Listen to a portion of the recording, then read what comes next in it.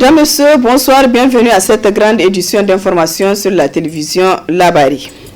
Ce matin, à l'auditorium Sani Bako s'est déroulé l'atelier de vulgarisation de la charte graphique et de l'identité sonore du ministère de la Santé publique.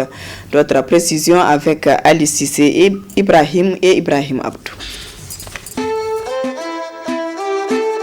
Le ministère de la Santé publique, à travers cette mélodie, vient de mettre en place son identité sonore qui lui permettra de renforcer sa communication institutionnelle. À cette occasion, Seydou Suleiman, intervenant le premier, a expliqué les différentes étapes qui ont été suivies avant d'aboutir à l'extraction d'une identité sonore propre au ministère de la Santé. Ensuite, ce fut au tour de Moumouni Mamman Hachimou de parler de la création d'une identité visuelle du ministère de la Santé dont le logo est au centre. À ce niveau également, des précisions ont été apportées relativement à l'abandon de l'ancien logo au profit du nouveau. Intervenant au cours de cet atelier, le ministre de la Santé, Ilyasu Idi, a relevé les caractéristiques et l'utilité de la charte graphique et de l'identité sonore.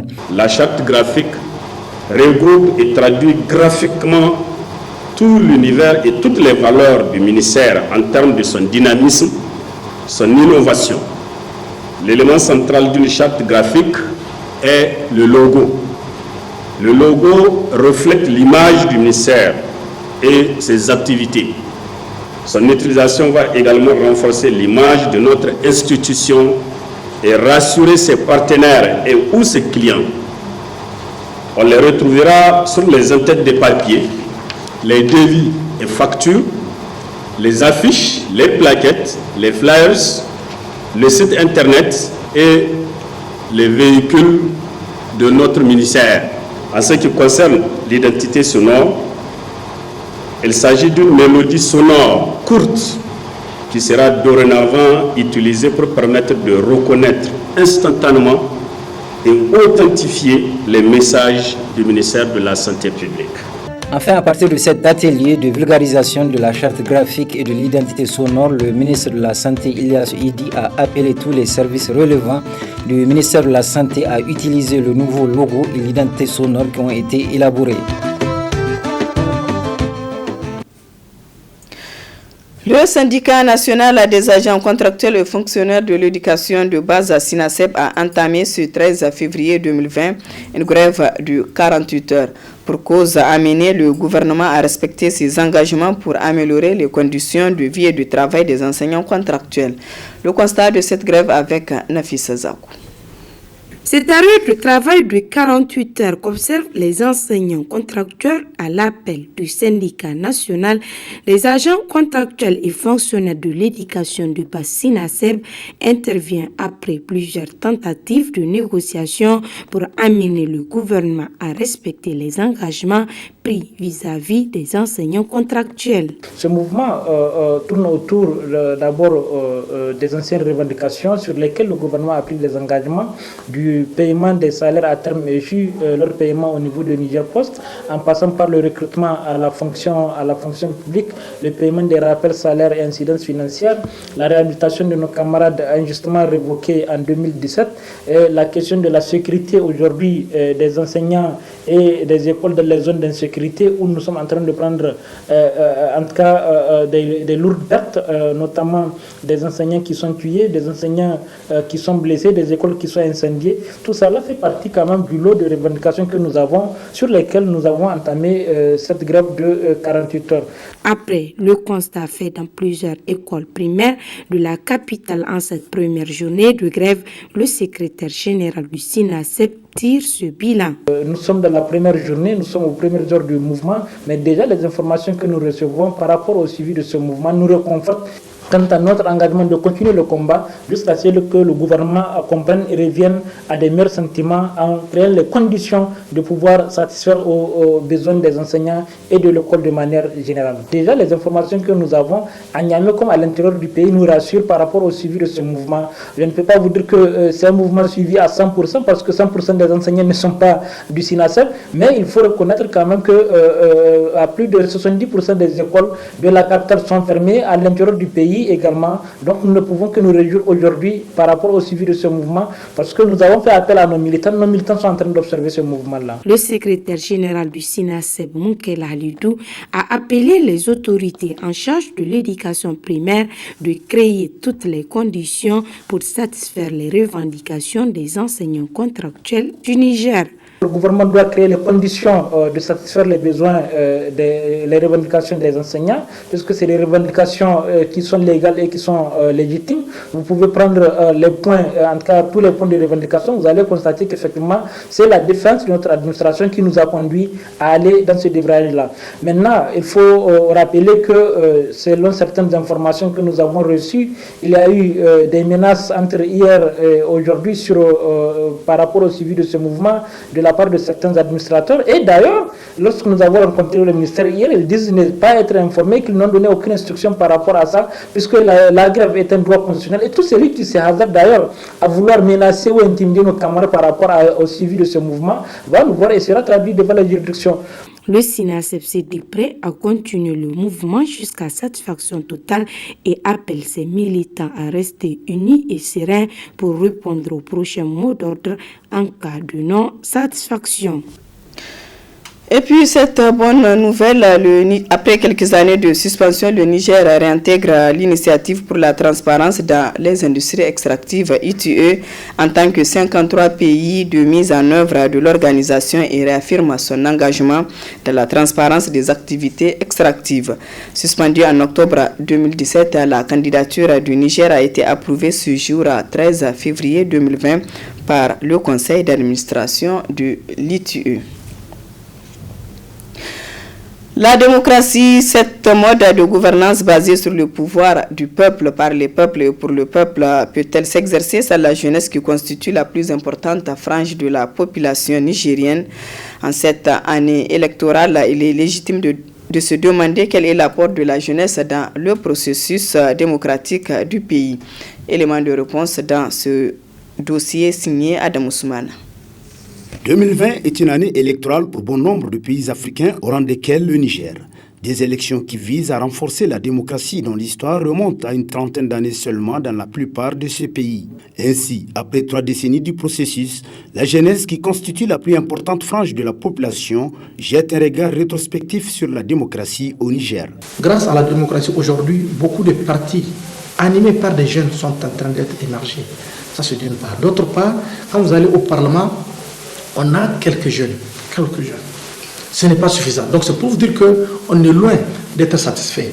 La jeunesse a été toujours utilisée pour animer la galerie pendant ces 3 décennies. Je pense que cette année, qui coïncide avec une année électorale, est une année en or. Une occasion qui a été offerte à la jeunesse africaine, mais aussi nigérienne, pour se réveiller. Vous savez, on ne peut pas continuer à se lamenter et à penser que les autres vont céder leur place comme ça. Ça ne se fera pas. Hein?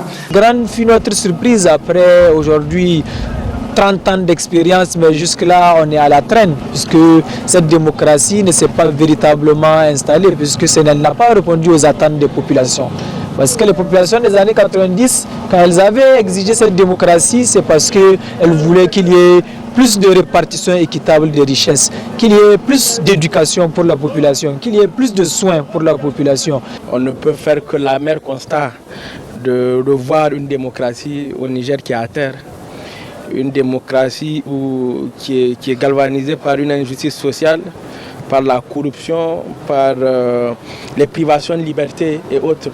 Et on oublie effectivement que c'est à travers une lutte, que c'est à travers un combat que ceux qui sont là aujourd'hui ont mené il y a 30 ans qu'il y a eu cette démocratie. Une démocratie qui pourtant est à la traîne de nos jours dans le pays selon ces jeunes qui n'ont pas manqué de relever cet art. Les uns et les autres ne font pas la politique par conviction malheureusement dans nos pays, mais le font par pur alimentarisme. C'est juste pour pouvoir manger malheureusement. Aujourd'hui beaucoup font de cela un véritable métier. Il y a des hommes qui ne travaillent même pas et que c'est la politique là qui est finalement leur gagne-pain. Mais c'est normal qu'ils puissent ruser, qu'ils puissent tromper, qu'ils puissent détourner. La politique, on doit faire cela par conviction. Prenez en Chine par exemple, les députés hautes, ils n'ont pas de salaire. tu as ton travail, mais tu viens servir la nation gratuitement, il n'y a pas de privilège. Mais aujourd'hui, parce qu'il y a tellement de privilèges dans nos démocraties, même les plus incompétents, ils essayent, ils rusent, ils corrompent pour pouvoir parvenir à ces postes pour ne rien foutre. Et malheureusement, ils servent de mauvais exemples, parce qu'il y a beaucoup de jeunes aujourd'hui qui les prennent comme exemple. Aujourd'hui, si vous remarquez au Niger, c'est que la démocratie a créé une fuite de responsabilité.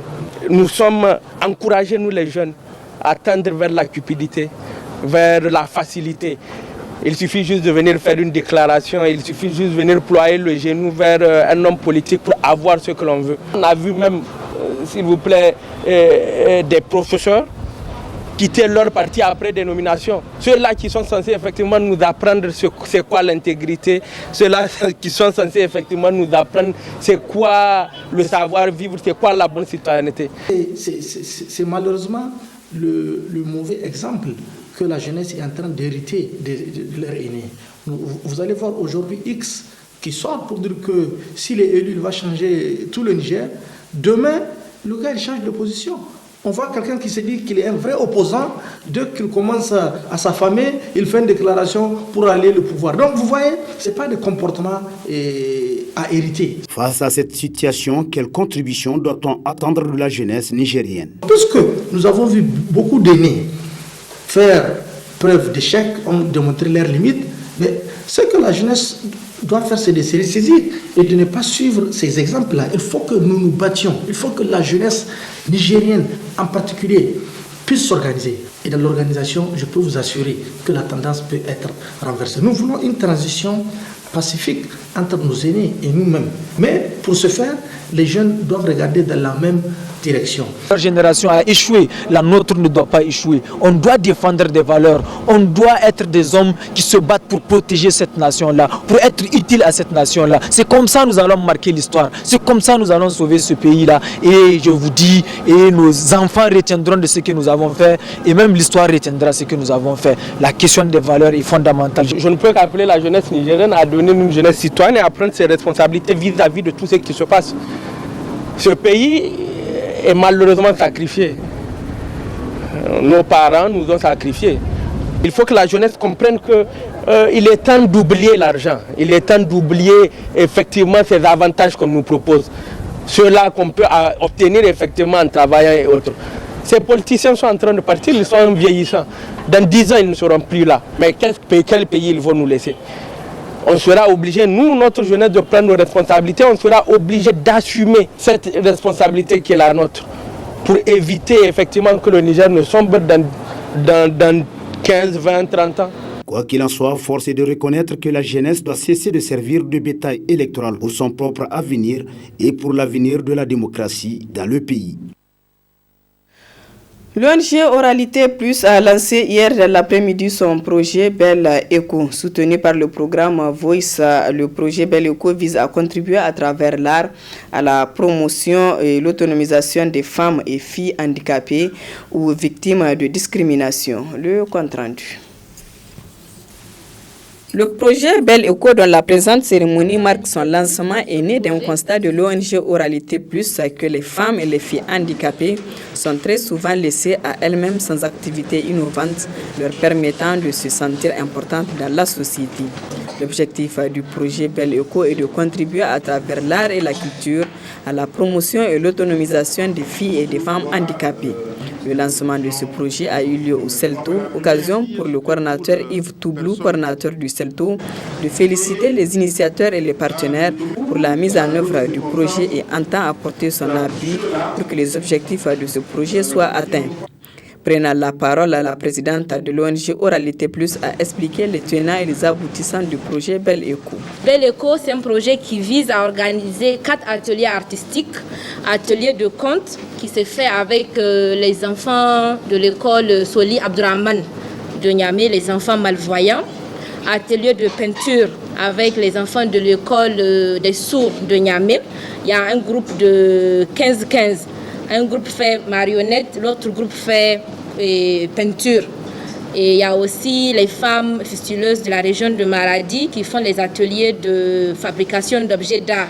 Tous les objets que nous avons dans l'artisanat nigérien. Belle Éco, c'est un projet qui contribue à promouvoir entre autres les droits et les devoirs de ces femmes et de ces jeunes filles handicapées, les sensibiliser sur la citoyenneté et l'identification culturelle, afin de leur donner aussi l'occasion de s'exprimer sur toutes les thématiques, en particulier les violences basées sur les genres et les discriminations. Il s'agit aussi de démontrer les capacités de ces filles-là et de ces jeunes filles en les faisant faire des activités innovantes et en les incitant à entreprendre des actions qu'elles pourront aussi continuer à faire même au-delà du projet Belle Éco. Le projet Belle Éco est financé par le programme Voice car il cadre parfaitement avec ses objectifs. Et nous nous réjouissons de voir Oralité Plus aujourd'hui en train de lancer son projet. Et pour nous, c'est sans doute que Oralité Plus saura donner de la voix aux personnes identifiées, notamment les jeunes filles malentendantes, les jeunes filles malvoyantes et les femmes atteintes de la fistule obstétricale. Tout ceci rentre dans la dynamique de Oxfam qui, de par sa vision, qui est un monde juste et sans pauvreté, continue sans relâche de combattre les inégalités à travers ces mécanismes d'octroi de subventions. Les 4 ateliers artistiques qui seront organisés sont planifiés dans un processus en 3 étapes: initiation aux techniques d'art, création artistique des spectacles et expositions, et enfin restitution et diffusion des spectacles et objets d'art créés. L'Institut de recherche en sciences humaines, IRCH, a lancé également son programme, un programme intitulé Paix, dialogue et sécurité. Le compte-rendu de Assama Seydou et Chebou Guisso. Paix, dialogue et sécurité, c'est l'intitulé des activités du programme qui vient d'être lancé. Une initiative de l'Institut de recherche en sciences humaines, IRCH, de l'Université Abdou Moumouni de Niamey, en collaboration avec l'ONG Université du Bien commun UBC. Des activités qui rentrent dans le cadre de la consolidation de la paix en Afrique. Notre pays et notre sous-région, depuis quelques années, confrontés à des problèmes d'insécurité. Et ces problèmes qui touchent profondément la vie des populations et qui touchent également l'économie, la libre circulation des biens et des personnes.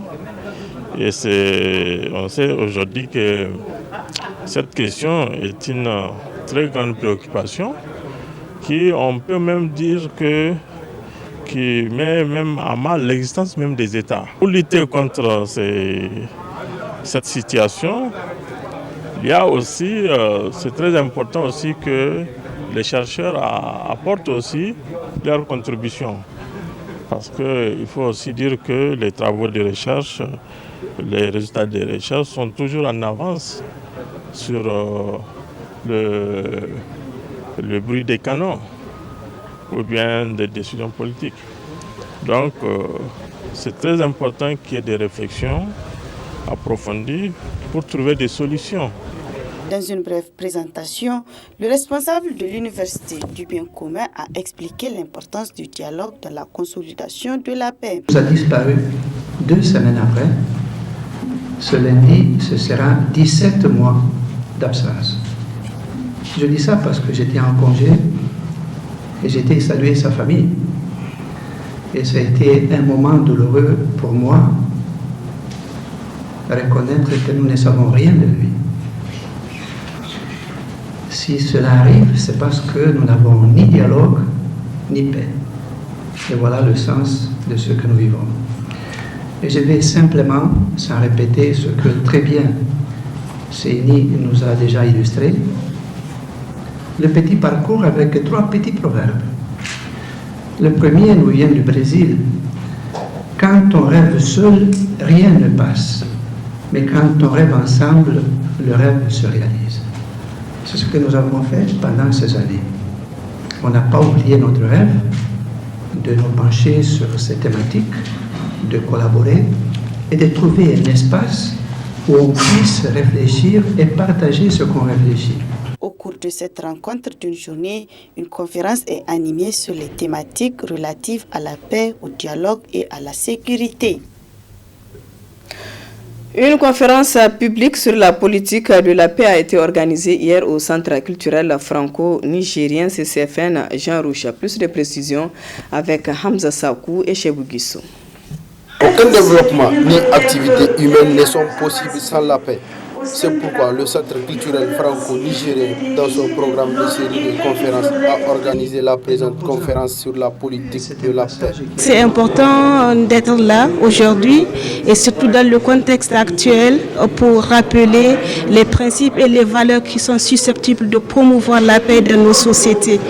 La conférence surtout a porté sur les sources de conflits, mais surtout la capacité de la politique à régler ces conflits et à promouvoir donc la paix au sein de notre pays, au sein de nos sociétés d'une manière générale.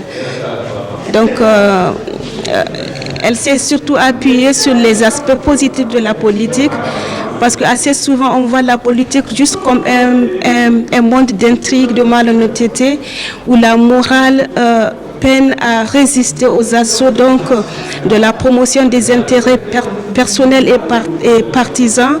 Donc le but de cette conférence est surtout de montrer qu'il y a un aspect positif de la politique que l'on ne voit pas assez souvent. À la fin de cette présentation, les participants ont eu à apporter leur contribution dans la promotion de la paix. La paix est le facteur important de développement et que dans notre tradition ici, il y avait la paix. Donc on doit continuer à instaurer la paix pour un développement durable. Je parle que culturellement, on fait la paix ici en Afrique. Pas seulement dans un pays, Niger, mais Niger, Mali, Gambie, Sénégal, partout. Donc c'est un programme important. La paix amène aussi la stabilité, la sécurité. Donc vraiment il faut la paix, genre le dialogue entre les personnes qui vivent ensemble. C'est comme ça qu'on grandit aussi, ça nous fait grandir. Alors que quand on fait la guerre, c'est pas en faisant la guerre qu'on peut réussir tout. On remarque qu'il y a une absence de résolution des conflits entre les partis politiques. C'est-à-dire que, ils ont du mal à s'entendre entre les partis politiques, dans le parti politique, au sein même du parti politique. Et ce sont des conflits auxquels on aura toujours à faire tant qu'on ne résout pas ce problème. Et la résolution de ce problème, c'est quoi? C'est l'éducation. Nous avons fait plusieurs démarches, plusieurs études sur la paix. Nous avons appris beaucoup de choses.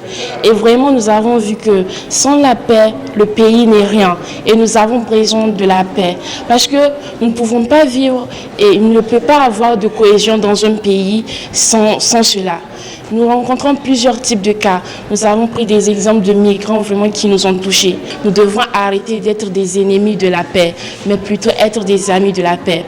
Parce que vraiment, la paix, c'est tout ce que nous avons besoin dans ce pays-ci et partout dans le monde. La paix est une propriété universelle. Alors tous les acteurs de la société doivent jouer leur partition pour sa consolidation. Le mouvement démocratique nigérien pour une fédération africaine moderne, FA Lumana, est secoué depuis un certain temps par une divergence de leadership, ce qui a suscité ce reportage de Ismaël Moumouni et Sadou Doumi. Corriger les manquements décelés par les autorités lors du congrès de Dosso, voilà pourquoi le président par intérim compte reprendre le 3e congrès. Décision qui a eu un avis favorable de la part du ministère de l'Intérieur à travers cette correspondance. Ainsi, à travers cette note, l'État reconnaît Noma Umaru comme capitaine du bateau, raison pour laquelle il invite les militants de participer massivement au congrès 29 février prochain à Dosso. En dehors du président et vouloir prendre des décisions, véritablement ça n'a pas de sens. Je dis à ses camarades, véritablement de cesser ces agissements et de voir dans quelle mesure nous sommes ouverts à l'ensemble des militantes et des militants pour que nous consolidons notre parti. Et l'occasion sera donnée congrès de Dosso pour le 23 février. Vraiment, l'ensemble des militants sont invités à y participer massivement. Pour les congressistes de Niamey, pas question de répondre à cette invitation à Dosso. Personne aujourd'hui ne peut imposer un militant au moderne F. Lumana Africa, a fortiori un président. Donc, nous sommes sereins, mais nous disons que notre patience a des limites. Il faudrait que tous ceux qui sont en train de manipuler cette situation comprennent que c'est le même moderne F. Lumana. Nous n'avons changé ni d'engagement, ni de détermination, ni d'ardeur. Donc ils arrêtent parce que ça ne peut jamais prospérer. Ainsi, le bras de fer est lancé entre les deux camps où seule la justice pourra les départager. En attendant, nommons au moins d'y mettre les bouchées doubles pour que les manquements constatés par les autorités puissent être corrigés lors du congrès de Dosso le 23 février prochain. Célébration ce jeudi 13 février de la journée internationale de la radio. Ici au Niger, l'occasion a été saisie par la rédaction de la télévision Labari pour donner la parole aux auditeurs de la radio pour expliquer ce que représente la radio pour eux. On les écoute. J'écoute la radio parce que c'est pour savoir les informations avec des émissions. C'est pour savoir ce qui se passe dans notre pays et dans le monde entier aussi. Pour écouter les informations de ce qui se passe dans le pays, pour savoir plus sur le pays, ce qui se passe, si c'est bon ou bien si c'est mauvais. C'est pour cela qu'on écoute la radio. La radio donne beaucoup de choses parce que en dehors de la télé, il y a la radio. Donc si nous arrivons à profiter de deux choses-là, avec la télé à part, avec la radio à part, c'est très important. Pour vous dire, moi je préfère regarder beaucoup la télé. Mais j'écoute aussi la radio, mais je regarde beaucoup la télé aussi. La salle de réunion du stade général Sénoukounti a servi de cadre hier matin à la tenue d'une formation pour les médecins et paramédicaux dans le domaine du sport. Une formation organisée par le ministère des Sports et de la Jeunesse. Le compte-rendu de Abdul Razak Léo.